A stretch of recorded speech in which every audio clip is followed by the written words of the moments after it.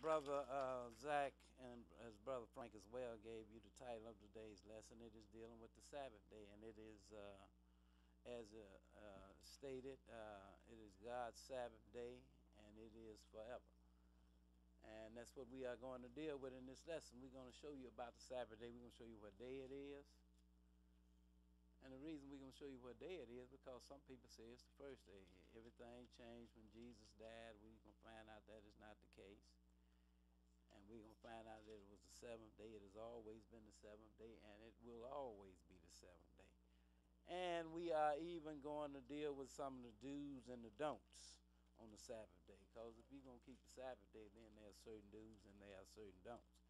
And we are going to deal with some of them. I read an article that somebody gave me, and it was saying that you could cook on the Sabbath day and that you can watch TV on the Sabbath day. You can do all that on the Sabbath day. You can even have a sexual relationship with your spouse on the seventh day, on the Sabbath day. And we're going to find out if that be the case. They were right about what day is the Sabbath day. They had that right. It's the seventh day. They had that right. I'll give them whatever they had right. I give it to them. So they had that much right.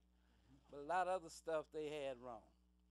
But we are going to go into the book and we are going to deal with this Sabbath day. We're going to start out right at the beginning.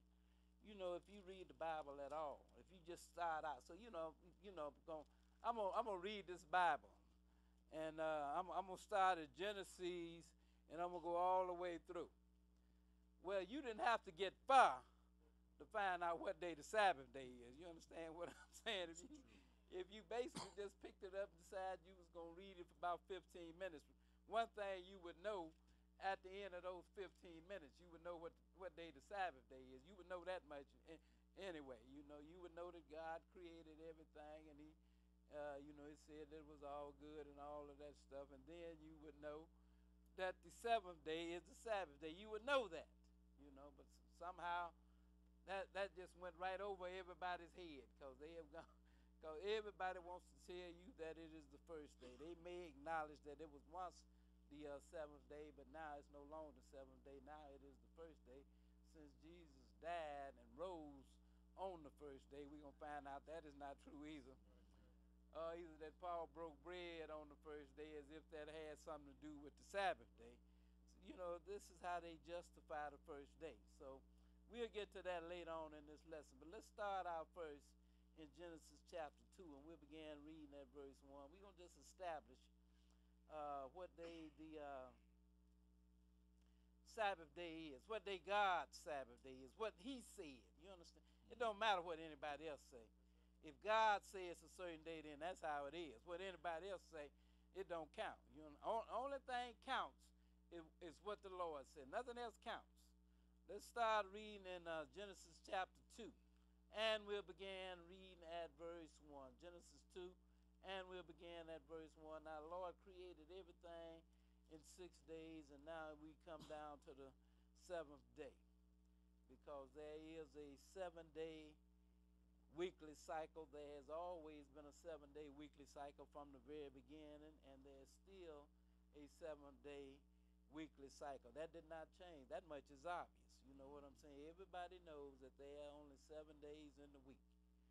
So now the 7-day weekly cycle did not change from the very beginning of the creation. Let's start reading here at Genesis chapter 2 and begin reading at verse 1. Genesis 2 and begin at verse 1. Go ahead and read, bro.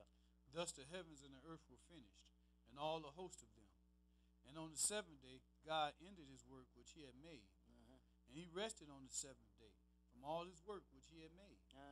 And God blessed the seventh day and sanctified it, because that in it he had rested from all his work which God created and made. Now, Lord, he blessed the seventh day and he sanctified it. In other words, he set it apart.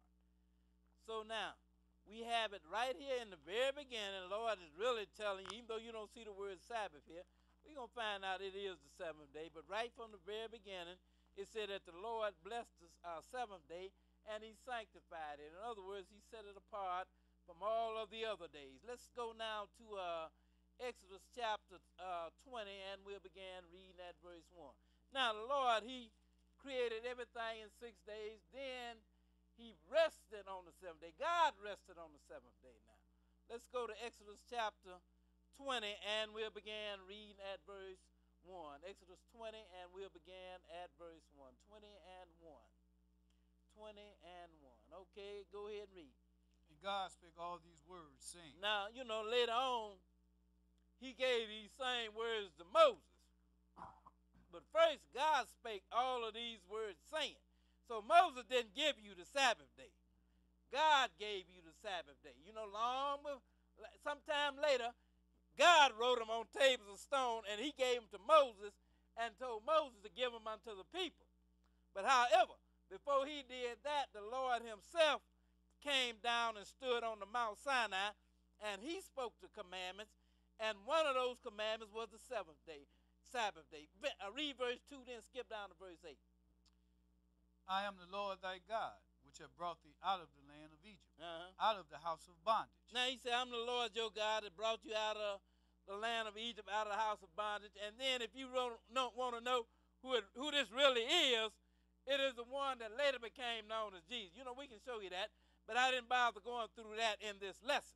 But it is the one that later became known as Jesus, and Jesus even told you he is the Lord of the Sabbath day, because he is the one that gave it to you in the first place. Now, let's skip down to verse 8. Go ahead and read, brother. Remember the Sabbath day, to keep it holy. Now he said, remember the Sabbath day to keep. This is the commandment that is coming from God now.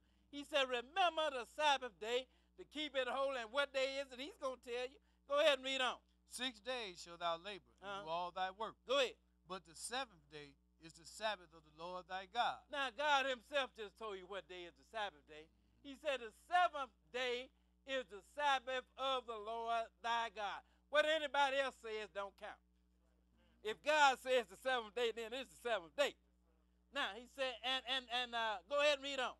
In it thou shalt not do any work. Now, he said, in it thou shalt not do any work.